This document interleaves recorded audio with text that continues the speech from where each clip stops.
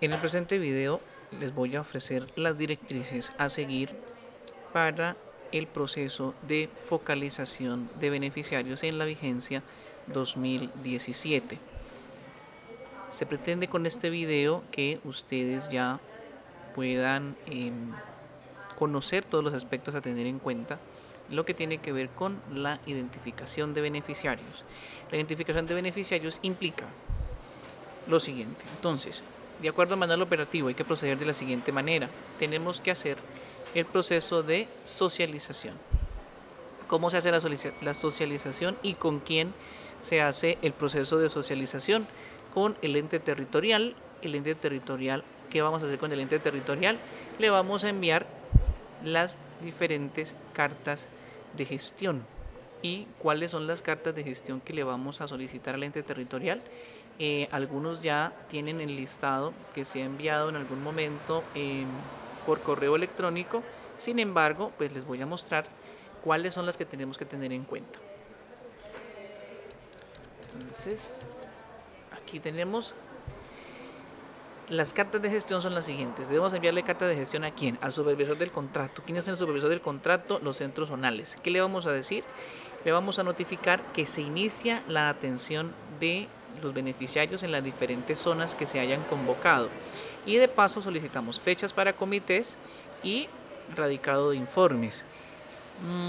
También se le va a enviar carta de gestión a las juntas de acción comunal. ¿Qué les vamos a decir a ellos? Que iniciamos atención a los beneficiarios. ¿A cuáles juntas de acción comunal les vamos a enviar carta de gestión?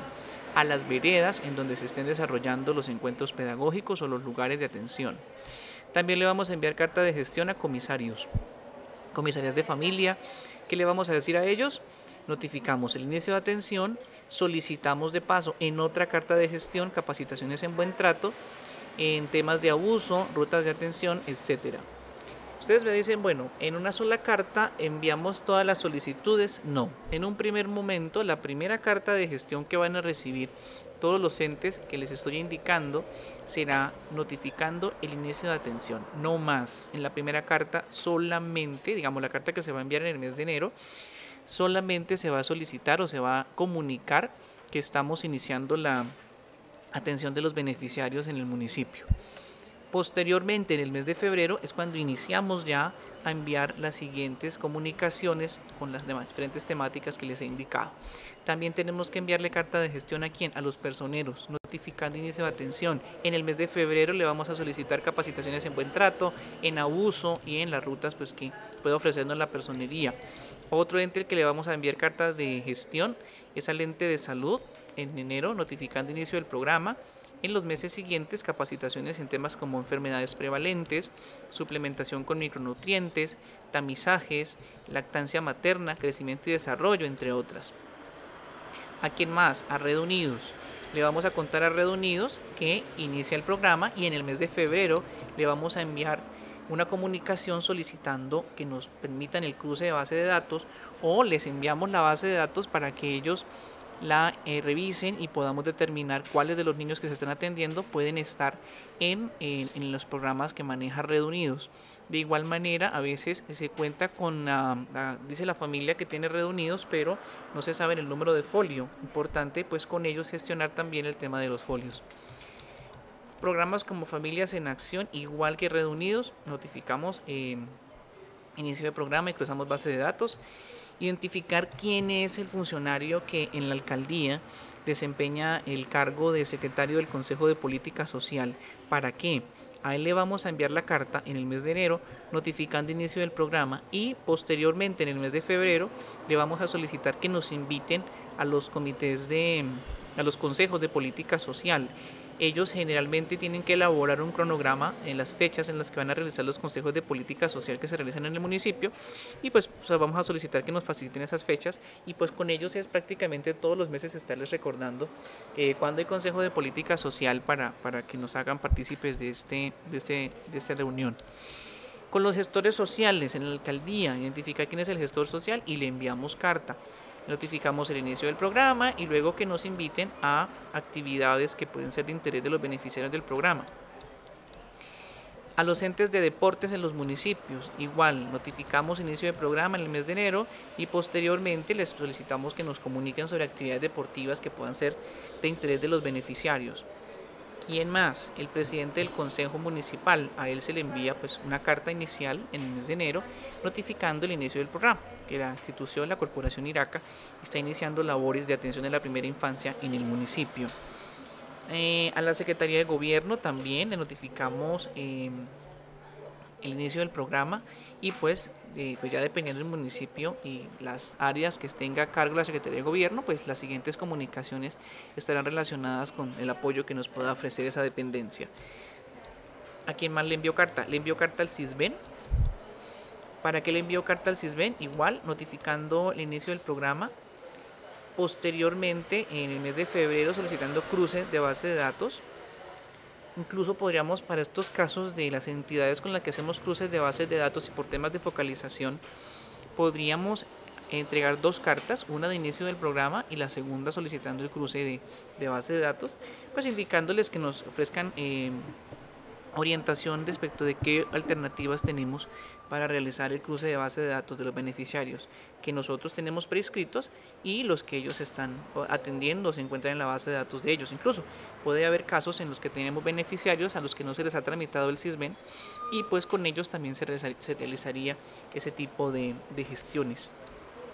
A las bibliotecas municipales también se notifica inicio del programa, posteriormente comunicaciones solicitándonos informes sobre actividades que ellos tengan o que realicen, o también a veces para solicitar el préstamo del espacio cuando se realicen actividades de participación ciudadana con los beneficiarios.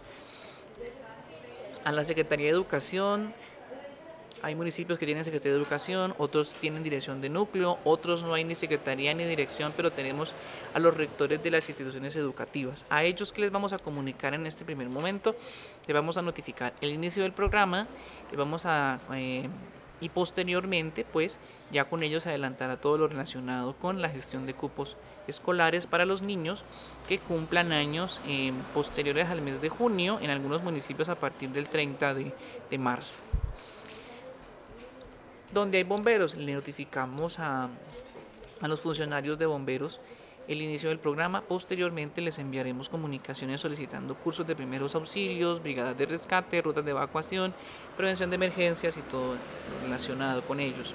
Igual de defensa civil, el mismo protocolo, igual Cruz Roja.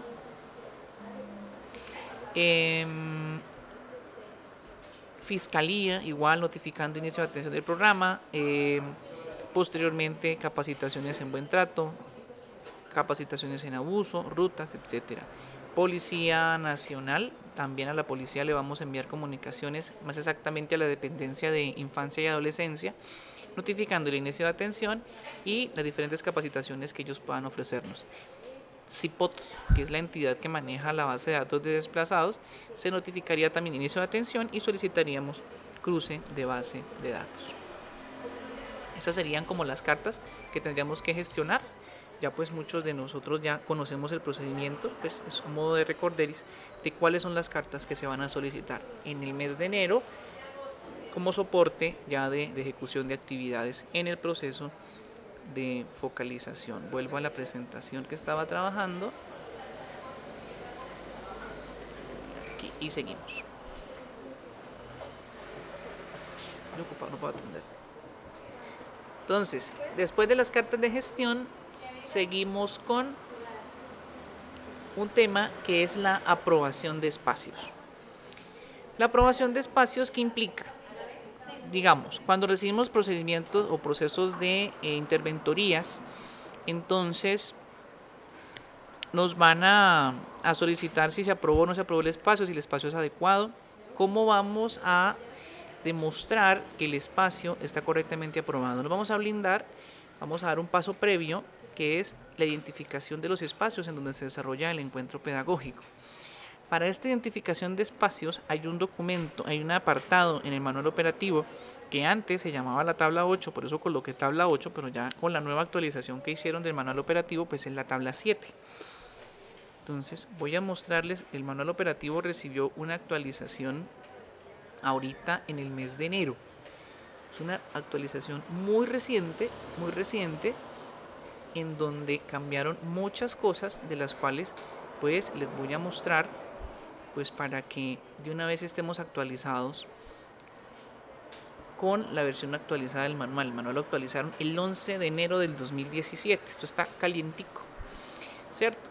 Entonces les voy a mostrar como los apartados que cambiaron del manual. Ah, caramba, pero este es el instructivo para ficha, no más chévere. ¿Dónde está el manual? Aquí está el manual. No, este es el antiguo. Este es el manual. Ya lo encontré. Yo quisiera saber si en el video se está viendo lo mismo que estoy viendo yo. Sí se está viendo. Bien. Entonces, la tabla 7 que les decía, que en la presentación pues me quedó tabla 8, pues porque no había tenido en cuenta el cambio del manual. Esta la hice previa a la actualización que le hicieron al manual el 16 de enero del 2017. Entonces, fíjense que aquí está la tabla 7 en las condiciones de seguridad del espacio. Creo que hay un formato que se les comunicó, se les entregó el año pasado, cual esto es otro recorderis de lo que tenemos que tener en cuenta cuando vayamos a aprobar el espacio en donde se van a realizar los encuentros. Entonces, nos ofrecen un salón para realizar los encuentros pedagógicos. Algunas unidades de atención se van a realizar en espacios nuevos. Entonces, siempre antes de hacer cualquier encuentro pedagógico debemos hacer esta especie de verificación, tomando como referencia la tabla 7 en las condiciones de seguridad del espacio. ¿Esto qué implica? Verificar las puertas, ventanas y vidrios, verificar los pisos, muros y techos, y ahí se especifica pues qué es lo que debo mirar exactamente al momento de hacer la verificación del espacio. Y además el estándar 39 hace una referencia adicional de qué características debe tener este espacio. Igual hay un formato que se indica como qué características debe tener. Cuando usted hace la lista de chequeo en el formato de focalización, de identificación de espacios, ese formato hay que radicarlo en el centro zonal, donde se comunica al supervisor del contrato cuál fue el espacio que se escogió, qué características tiene ese espacio, y pues que él nos lo apruebe, ¿cierto? Lo radicamos y solicitamos la aprobación de él para la realización del encuentro pedagógico. Si en una próxima visita nos dicen que el espacio no cumple, pues tendremos un soporte para demostrar que la gestión se realizó al momento de determinar si el espacio en el que se realiza el encuentro pedagógico puede cumplir con los requerimientos exigidos. Vuelvo a la presentación de focalización.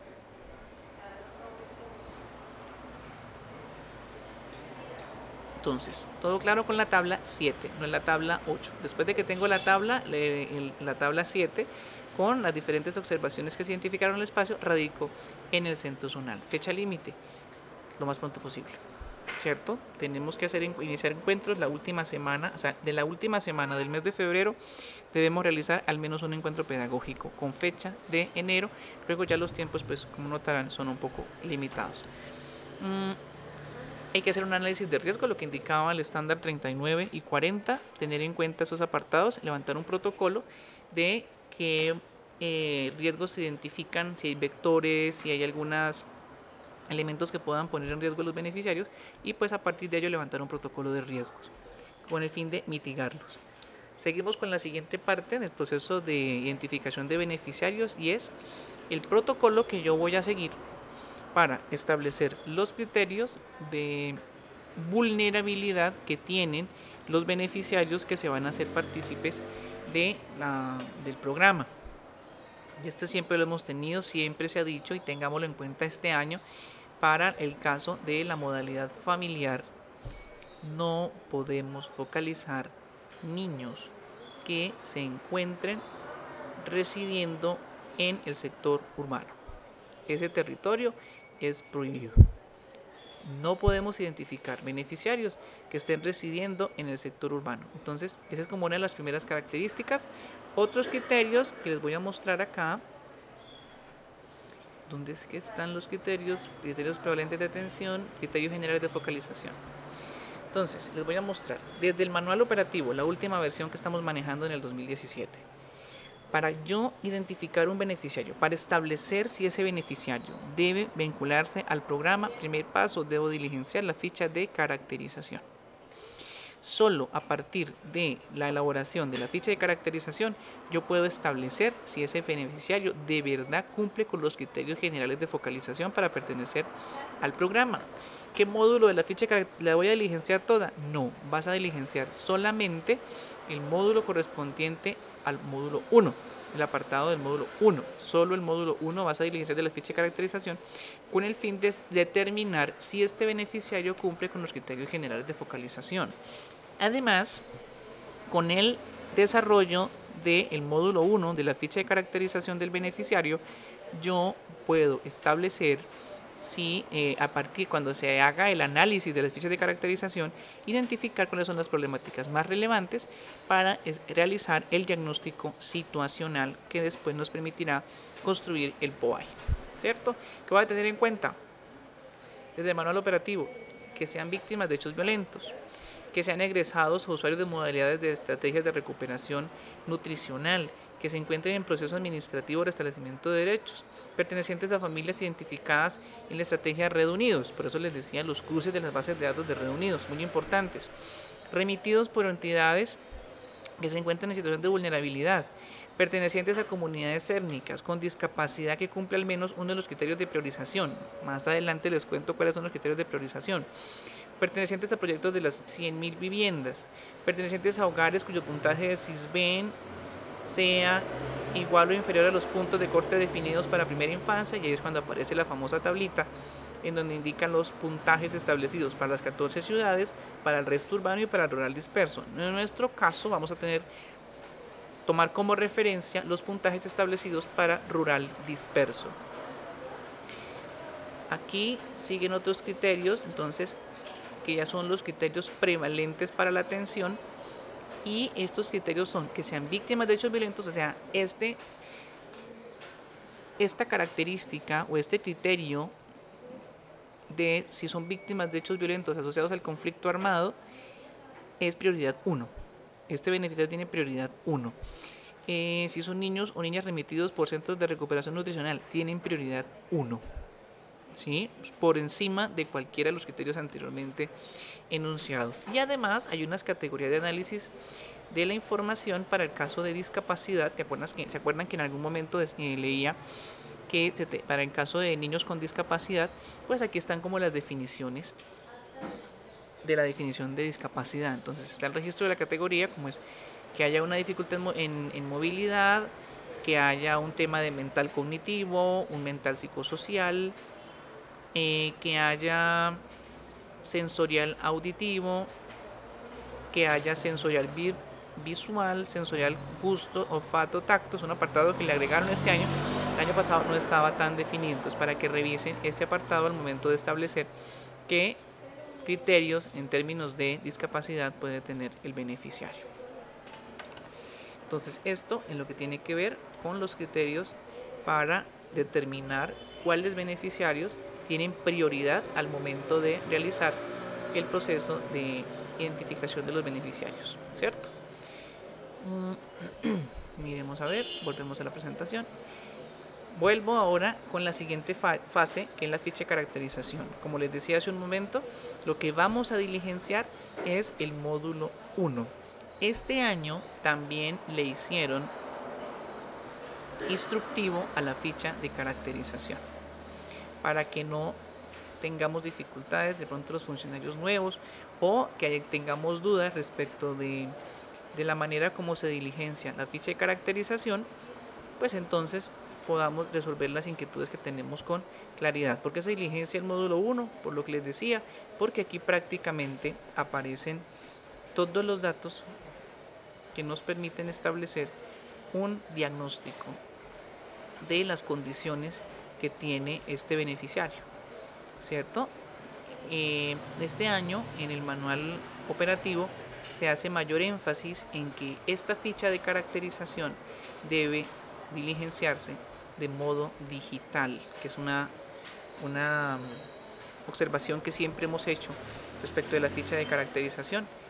Vamos a continuar diligenciando de manera digital. Les hablaba que se tenía un instructivo para el diligenciamiento de la ficha. Les voy a mostrar el instructivo. Aquí está el instructivo.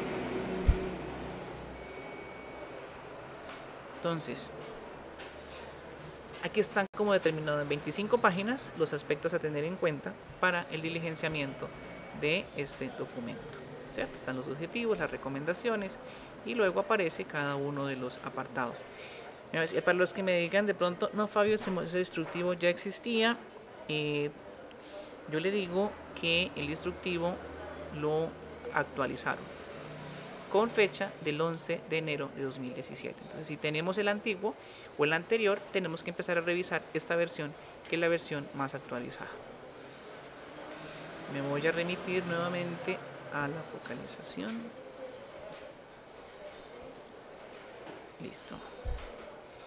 Entonces, continuamos. Lo que les decía, fecha límite para el diligenciamiento del módulo 1 en la ficha de caracterización, lo que les dije hace un momento, eso está para allá, eso es rapidito que nos toca diligenciar esos datos. ¿Cómo? Listo, además de la ficha de caracterización que voy a diligenciar de los beneficiarios que voy a inscribir en el programa, tengo que diligenciar el formato de prescripción. En este formato lo que se pretende es listar a los beneficiarios que van a recibir la atención. Voy a mostrar el formato y les cuento cómo debe diligenciarse de manera muy somera, cómo vamos a diligenciar este formato de prescripción. Entonces aquí lo tengo. Listo. Entonces, formato de prescripción. Bien. En el formato de prescripción tenemos que tener en cuenta lo siguiente. Los nombres completos tal como aparecen en el documento de identidad del beneficiario, igual el número. La fecha de nacimiento la colocamos en esta columna y verificamos que quede acá la edad. Beneficiarios que cumplan los 5 años antes del 30 de marzo no se reciben. Deberían estar en el sistema educativo. Al contrario, gestionamos, realizamos los procedimientos que se requieran para que ese niño ingrese al sistema educativo. Aquí escribimos la modalidad que aplica, en este caso sería modalidad familiar o modalidad institucional. Este formato aplica para las dos modalidades. El puntaje en SISBEN, colocamos el puntaje si tiene SISBEN. Si no podemos colocar el puntaje de SISBEN, entonces ya sabemos que es un niño al que hay que tramitarle el censo con la entidad del SISBEN para que tenga SISBEN. Aquí marcamos si es desplazado, sí o no. Nunca me dejen casillas en blanco, siempre diligencienme todas las columnas y celdas del formato. Una celda en blanco sugiere que no fue diligenciada, entonces debe estar completamente diligenciada.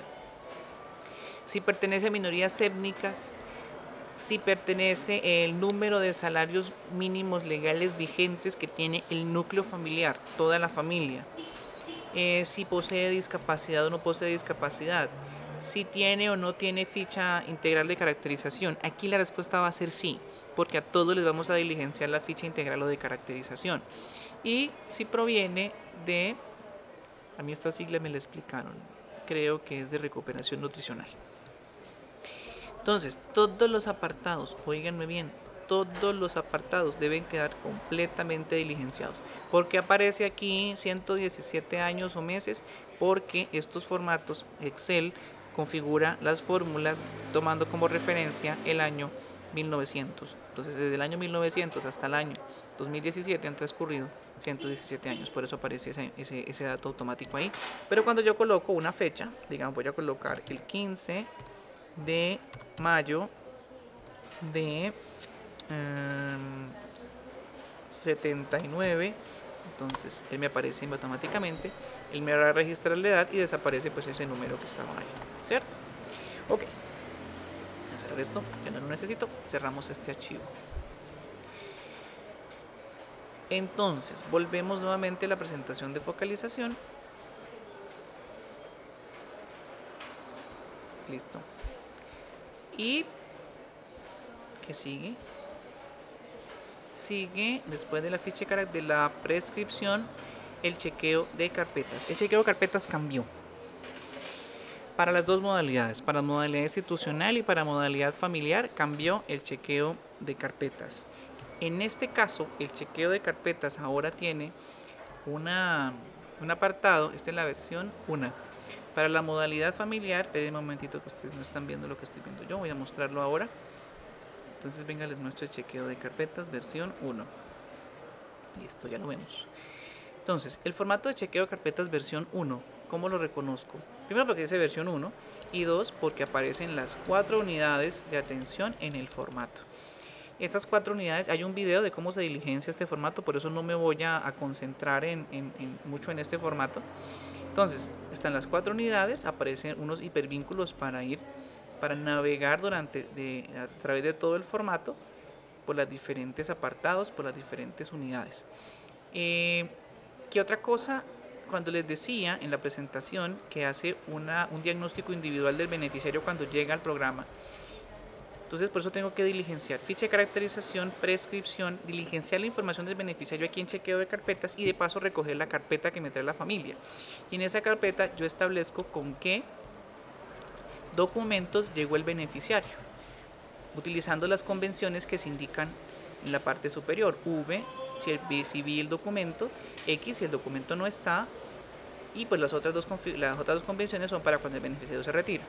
Entonces me vengo para acá y fíjense que por cada celda de beneficiario se está haciendo una especie de diagnóstico de cómo llega ese beneficiario al programa. Si falta documentación, pues aquí en la dependiente me va a aparecer y en la de me falta, y pues el total me va a dar un total de con qué documentación llega el beneficiario. Esto mes a mes se va a estar verificando para determinar el avance que tiene el beneficiario en términos de restablecimiento de derechos.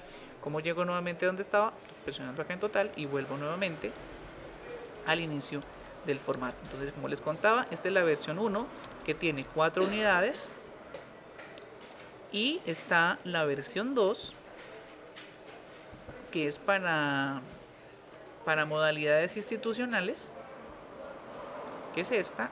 ¿Cuál es la diferencia? La diferencia entre el formato de institucional y familiar es que para el caso de las modalidades familiares no hay 4 módulos, solo hay un solo módulo. Este módulo se llena por agente educativo, agente 1, agente 2, agente 3, lo mismo para la modalidad familiar en cuanto a agentes, pero para el caso de las modalidades institucionales no hay unidades de atención separadas, sino que por cada agente educativo se va a diligenciar el formato, ¿cierto? Tiene la misma validación, la misma validación de totales, de modo que se pueda establecer cómo llegó el beneficiario al programa y cuáles son los avances y cómo terminó su atención en el programa. Entonces, son 2 formatos diferentes para chequeo de carpetas. Vuelvo nuevamente a la presentación. A la presentación de focalización y para seguir. Entonces acá. Chequeo de carpetas, ya lo expliqué. Seguimos. Vamos con el cargue masivo validado. Señores coordinadores, cuando ustedes reciban el cargue masivo que le van a enviar sus agentes educativos, porque también tenemos que registrar la información en cargue masivo. ¿Qué vamos a hacer? Lo van a validar. Ustedes conocen el formato de validación, sin embargo, no sé si lo tengo abierto, no, creo que no lo abrí. Ya pues la mayoría de los coordinadores lo conocen, los coordinadores que estén viendo este video y pues que no lo conozcan, pues se va a diligenciar un video de cómo se realiza el proceso de validación. Es una tarea que tengo pendiente, que voy a realizar en esta semana. Y pues tomando como referencia todos los cargues masivos que ustedes reciban antes de enviarlos a coordinación general o a subirlos al servidor, deben ser previamente validados con el formato de validación. También tenemos que gestionar con los beneficiarios el seguro estudiantil. ¿Eso qué quiere decir? Hay niños antiguos que venían de la vigencia anterior que en este momento cuentan con seguro estudiantil, pero hay niños nuevos que están llegando al programa y no tienen seguro estudiantil. Hay que enviar el listado de esos beneficiarios. Ustedes me envían todo el listado, yo lo cruzo con el del año pasado y así puedo establecer cuáles están asegurados y cuáles no. Importante, la calidad de la información, que la información corresponde exactamente como está en el documento de identificación. Miran mucho los números y pues nos sobra decir que si tengo la ficha de caracterización, si tengo la prescripción, si tengo el cargue masivo, pues tengo que también digitalizar los registros civiles, las cédulas de ciudadanía, las tarjetas de identidad, en pocas palabras, los documentos de identificación de los beneficiarios. Para el caso de la ruta de atención, señores coordinadores, antes de realizar cualquier encuentro pedagógico, tenemos que contar con todas las rutas.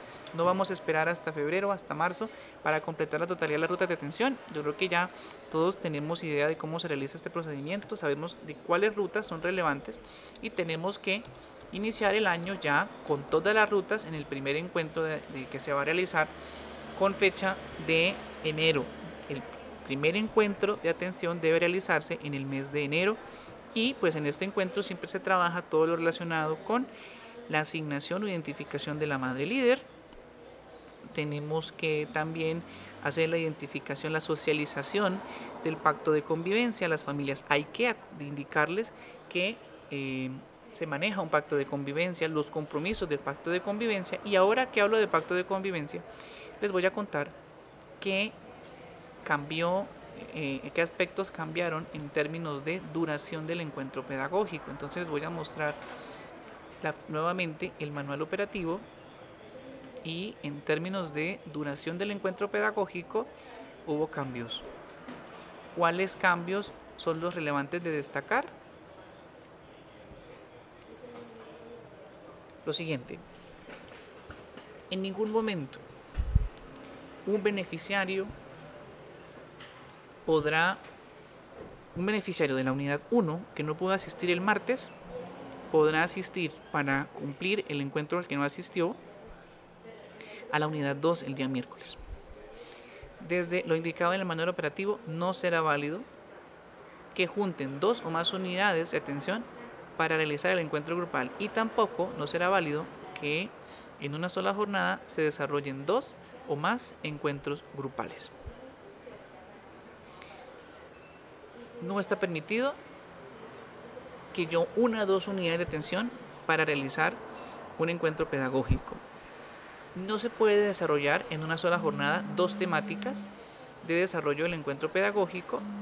Y otro apartado que les quiero mostrar acá es la intensidad de, a ver acá. Entonces, otra cosa que hace énfasis el manual operativo de la versión 2017 es que antes hablábamos de inasistencia a 2 encuentros pedagógicos para cancelar el cupo, para reemplazar el cupo. En este momento, la inasistencia de algún usuario a un encuentro en un mismo mes sin la respectiva justificación genera el reemplazo del cupo, tan pronto se cuente con la verificación de la intención de no continuar en la unidad de servicio. Esto es clave. Antes podíamos permitirle a las familias faltar 2 encuentros pedagógicos sin justificación. En este momento, con un solo encuentro a la que la familia falte sin la respectiva justificación, se cancelaría el cupo una vez determinado que la persona no está interesada en continuar. Lo mismo el registro de asistencia, la RAN, ya no la podemos llevar digital.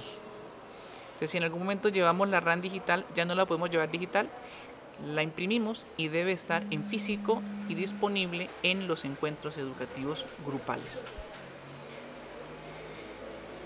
¿Qué otro apartado encontré así relevante? No se pueden las 2 unidades. No se pueden juntar 2 encuentros o 2 temáticas en un solo encuentro, y la duración de los encuentros pedagógicos. Entonces les cuento, desde las nuevas directrices que está dando el manual operativo 2017, los encuentros tienen una duración de 4 horas. Siempre se ha dicho que el encuentro tiene una duración de 4 horas, pero en ningún momento nos habían dicho qué se hacía en las 4 horas. Entonces nos dicen, los encuentros tienen una duración de 4 horas, por lo cual en la primera fase, o sea, en las primeras 2 horas, eso quiere decir que el encuentro se está dividiendo en 2 horas. Entonces, en la primera fase, en las primeras 2 horas, debe desarrollarse un encuentro conjunto con el niño, niña, madre, padre o cuidador. Es lo que entendemos de pronto en los términos de la corporación como el encuentro grupal en las primeras 2 horas. En este espacio, el agente educativo lidera procesos pedagógicos que potencien el desarrollo integral de niños, de niñas y niños, así como las capacidades parentales y vínculos afectivos de la familia o cuidador. Dice que en estas 2 primeras horas el auxiliar acompaña al agente educativo en el desarrollo de las acciones que se plantean para el encuentro. ¿Qué pasa en la segunda fase o en las segundas 2 horas? En las segundas 2 horas del encuentro se contempla espacios particulares donde el equipo interdisciplinario lidera y acompaña un trabajo exclusivo con las familias. ¿Quién es el equipo interdisciplinario? Los apoyos psicosociales y los apoyos nutricionales. Mientras que la dupla conformada por agente educativo